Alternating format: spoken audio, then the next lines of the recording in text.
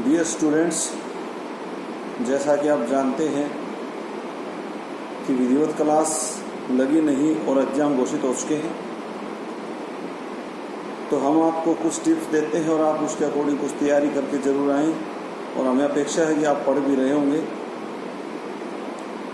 ये कोविड का पीरियड पता नहीं कब ख़त्म होगा, इसलिए आप सेल्फ स्टडी की कुछ आदत डाल लें तो तभी आप कामयाब हो सकते हैं। स्टैटिस्टिक्स में आज हम जिक्र करेंगे टाइम सीरीज एनालिसिस का।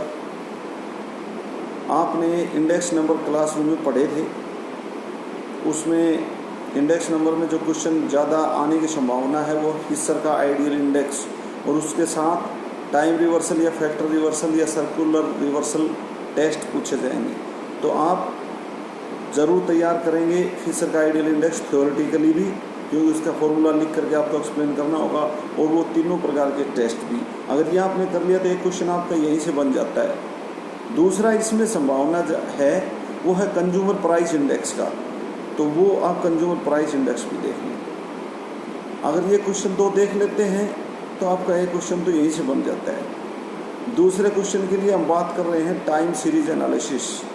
टाइम सीरीज एनालिसिस में जो थ्योरेटिकल क्वेश्चन बनता है वो तो टाइम सीरीज क्या है और इसके कंपोनेंट्स एक्सप्लेन करें, इसके घटक बताएं। या दूसरा क्वेश्चन आ सकता है कि भाई ट्रेंड क्या है, उसको मापने के तरीके बताएं, या सीजनल वेरिएशन क्या है, उनको मापने के तरीके बताएं। अगर ये 3 चीज़ें आपने, ये मेथड्स के नाम थोड़े से याद कर लिए आपने, तो वो आप आसानी से लिख सकते हैं।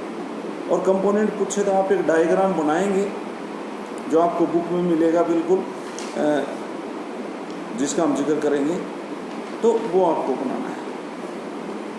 तो यहाँ से एक क्वेश्चन यही बनता है। तो टाइम सीरीज क्या है? जब किसी चर से संबंधित आंकड़े समय के आधार पर मापे जाते हैं तो उसको समय श्रेणी कहते हैं। Time series is the set of data collected on the basis of time or the data measured on the basis of time is called time series। जब डेटा टाइम के आधार पे कलेक्ट किए जाते हैं, टाइम के आधार पे मापे जाते हैं, जैसे मंथली बिक्री या दैनिक तापमान या आवरली सूचकांक के रेट या सालाना रिजल्ट, तो ये समय हैं।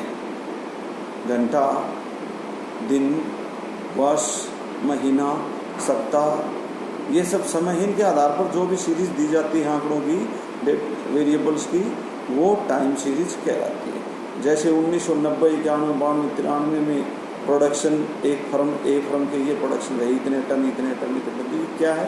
ये टाइम सीरीज है। आप इसको एग्जाम्पल के साथ समझाएंगे। यूजेज या यूटिलिटी, सिंपल बात है। टाइम सीरीज के क्या प्रयोग हो सकते हैं?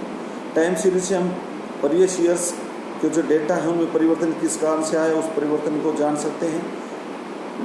प्रीवियस डेटा का बिहेवियर जान सकते हैं और उसके आधार पर आगे की फोरकास्टिंग और प्लानिंग कर सकते हैं। ट्रेड साइकिल्स का माप कर सकते हैं जिससे हम ट्रेड साइकिल का फ़ायदा उठा सकें, और एक टाइम सीरीज का दूसरी टाइम सीरीज कंपैरिजन कर सकते हैं, और प्रेजेंट वेरिएशंस किस कारण से आए वो भी हम जान सकते हैं। इस प्रकार टाइम सीरीज कंज्यूमर है, प्रोड्यूसर है, इकोनॉमिस्ट है, पॉलिटिशियन है, सभी के काम की चीज़ होती है। तो इसलिए आप यूटिलिटी या इसकी इंपॉर्टेंस देख लेंगे। अब नेक्स्ट इसका टॉपिक है component of the time series. दो सबसे अच्छी चीज़ है, ये एग्जाम में इस यहाँ से क्वेश्चन आ सकता है। कंपोनेंट्स, घटक, टाइम सीरीज के घटक क्या है? तो घटक में हम क्या बताएंगे कि कोई भी आंकड़ों की एक सीरीज दे रखी है समय के आधार पर, उसमें वेरिएशंस आते हैं, परिवर्तन। यानी जैसे उत्पादन है, एक वर्ष थोड़ा सा कम गति से बढ़ता, दूसरे वर्ष बहुत तेज़ गति से बढ़ सकता, तीसरे वर्ष हो सकता है वो घट रहा हो, या किसी विशेष महीने में वो घट बढ़ रहा हो, तो उसका एनालिसिस करते हैं हम, ये क्यों घट बढ़ रहा है, लंबे समय में ये वृद्धि कमी क्यों हो रही है, या शॉर्ट टर्म में क्यों हो रही है। शॉर्ट टर्म को सीजनल वेरिएशन कह देते हैं और लंबे समय वाले को ट्रेंड कह देते हैं। तो ये कंपोनेंट ऑफ टाइम सीरीज है, यानी टाइम सीरीज में जो उतार चढ़ाव होते हैं वो कंपोनेंट्स ऑफ टाइम सीरीज कहलाते हैं। तो many times of changes collectively event influence on the time series, यानी टाइम सीरीज के ऊपर बहुत से परिवर्तन प्रभाव डालते हैं। उन्हीं को हम उसके कंपोनेंट कहते हैं। तो वो 4 प्रकार के कंपोनेंट है। नंबर 1 है सेकुलर ट्रेंड, जिसको टी से डिनोट करते हैं। नंबर 2 है सीजनल वेरिएशन, जिसको मैथ से डिनोट करते हैं। तीसरा साइक्लिकल वेरिएशन, जिसको सी से डिनोट करते हैं। और अगला है इरेगुलर वेरिएशंस, आई से। अर्थात टाइम सीरीज यानी टाइम के अकॉर्डिंग जो डेटा कलेक्ट कर रखे हैं, जिन डेटाओं का मेजरमेंट कर रहे हैं, उनमें जो समय उनमें जो परिवर्तन आ रहा है, उस परिवर्तन को हम 4 भागों में बांटते हैं। यही कंपोनेंट है। पहला है सेकुलर ट्रेंड, अर्थात लंबे समय में डेटा में परिवर्तन किस दिशा में है।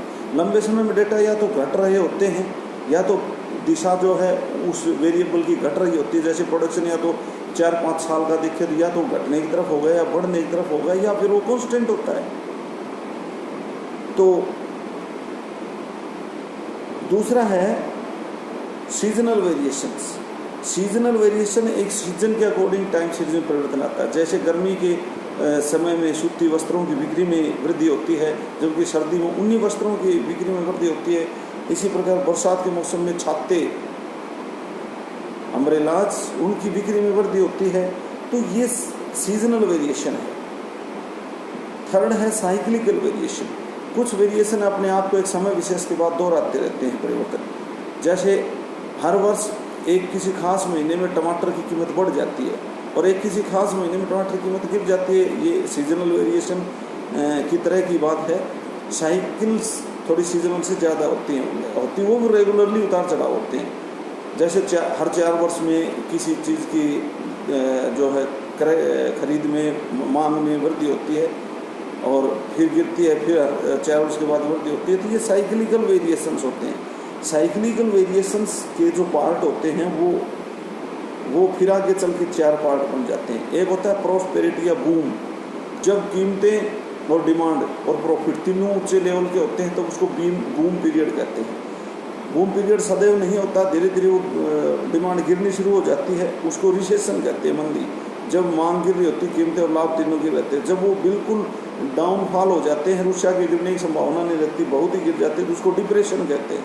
इसको भी मंदी कह देते हैं, तो इसको डिप्रेशन कहते हैं। और धीरे धीरे डिप्रेशन कुछ दिन बाद टूटती है, अनेक वजह है उसकी, और धीरे धीरे फिर से डिमांड बढ़ती है तो कीमत बढ़ती है और प्रॉफिट भी बढ़ते हैं, तो उसको हम रिकवरी कहते हैं। और रिकवरी फिर पुनः वापस प्रॉस्पेरिटी या बूम में बदल जाती है। तो boom, recession, depression and recovery, these are 4 parts of the cyclical variations. चौथा है इरेगुलर वेरिएशन। कुछ वेरिएशन ऐसे होते हैं जिनको पता ही नहीं हो किस कारण से आते हैं, इरेगुलर होते हैं और नए उनका टाइमिंग होता है, तो वो रैंडम या इरेगुलर वेरिएशंस होते हैं। जैसे कभी बाढ़ आ जाए, कभी भूकंप आ जाए, तूफान आ जाए, ओलावृष्टि हो जाए, तो इनका नए फोरकास्टिंग की जा सकती है और नए किसी विशेष समय अंतराल पे आते हैं, तो इरेगुलर वेरिएशंस होते हैं। इस प्रकार कंपोनेंट ऑफ टाइम सीरीज में 4 कंपोनेंट होते हैं: secular trend, seasonal trend, cyclical and irregular trend. तो आपको इसको बुक से इस थ्योरी को पढ़ लेना है। इसके बाद जो नेक्स्ट है वो हमारा टॉपिक है कि मेजरमेंट ऑफ सेकुलर ट्रेंड, यानी पहला जो कंपोनेंट है उसका मैथमेटिकल या कहीं स्टैटिस्टिकल प्रकार से कैसे मापते हैं उसको। तो वो है, उसके 4 तरीके दे रखे हैं। आपको ये मेथड याद कर लेने हैं, थ्योरेटिकली आ जाता है। अगर कोई न्यूमेरिकल कर सके तो अच्छी चीज़ है, लेकिन नहीं तो इसको थ्योरेटिकल तो याद करना ही। पहला है free hand curve method, trend को मापने का फ्री हैंड कर्व मेथड। तो आप इसमें एक डायग्राम देखेंगे अपनी बुक में कि जो इंडिपेंडेंट वेरिएबल होता है वो तो टाइम होता है। टाइम सीरीज में इंडिपेंडेंट वेरिएबल टाइम होता है, टाइम तो गिवन होता है। और डिपेंडेंट वेरिएबल होता है वो कोई भी वेरिएबल होता है, जैसे प्रोडक्शन है, सेल्स है, बर्थ रेट, डेथ रेट, ये जो भी उसके टाइम के साथ जो डेटा दे रखे हैं वो डिपेंडेंट वेरिएबल होता है। तो हम बात कर रहे थे फ्री हैंड कर्व मेथड का। फ्री हैंड कर्व में क्या होता है, जो आंकड़े होते हैं टाइम सीरीज के, उसको ग्राफ पेपर पे पुट करते हैं, वो घूमते हुए आते हैं। जैसा कि आप अपने नोटबुक में इसको देखेंगे, अपने बुक में देखेंगे। इसमें क्या होता है कि जब ये डेटा पुट कर ली जाती है तो इनके बीच से होता हुआ फ्री हैंड एक लाइन खींची जाती है बाएं से दाएं तरफ, वो ट्रेंड को बताता है। ये या तो चढ़ते हुए ट्रेंड को बताएगी या उतरते या कांस्टेंट ट्रेंड को बताती है। ये फ्री हैंड कर्व मेथड है, बिल्कुल सिंपल बात है। सेकंड जो ट्रेंड को मापने का तरीका है वो सेमी एवरेज मेथड है। इसमें डेटा जो दिए होते हैं उसको दो भागों में बांट लेते हैं और दोनों भागों के औसत निकाल लेते हैं, अर्थमेटिक मीन निकाल लेते हैं जो हमें आते हैं निकालने, और उन अर्थमेटिक मीन को ग्राफ पेपर पे पुट करके दोनों को और मिला करके सीधी लाइन खींचते हैं। तो वो अर्थमेटिक मीन को मिलाने वाली जो सीधी लाइन आएगी वो ट्रेंड को व्यक्त करेगी। ये भी बड़ा सिंपल है, लेकिन इसमें एक बात याद रखना है, अगर आपके पास सम संख्या में इवन नंबर में डेटा है तब तो आधे आधे हो जाते हैं, लेकिन अगर ओड में हो तो बीच वाला आपको छोड़ देना है और बाकी आधे ऊपर के आधे नीचे ले लो, बीच में जो है उसको छोड़ देना। तो इस प्रकार आप सेमी एवरेज मेथड से ट्रेंड की गणना कर सकते हैं। ये दोनों मेथड तो बड़े सिंपल है, आप देखेंगे 5 मिनट में आपको ये याद हो जाते हैं। तीसरा और चौथा मेथड है न्यूमेरिकल, चौथे मेथड से आता है, आपको याद रखना। और ये मेथड आपने रिग्रेशन एनालिसिस में पढ़ा है, लीस्ट स्क्वायर मेथड है। और तीसरा है मूविंग एवरेज मेथड। तो मूविंग एवरेज मेथड मैं वीडियो पे नहीं कर सकता हूँ क्योंकि वीडियो बहुत लंबा हो जाएगा।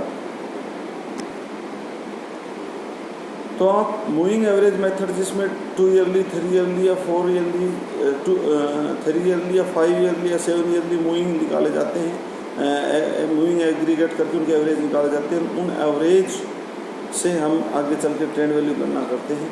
तो मैं अगले वीडियो में आपको मूविंग एवरेज के बारे में और लीस्ट स्क्वायर मेथड के बारे में बताऊंगा। आपको यहाँ तक पढ़ लेना है। धन्यवाद।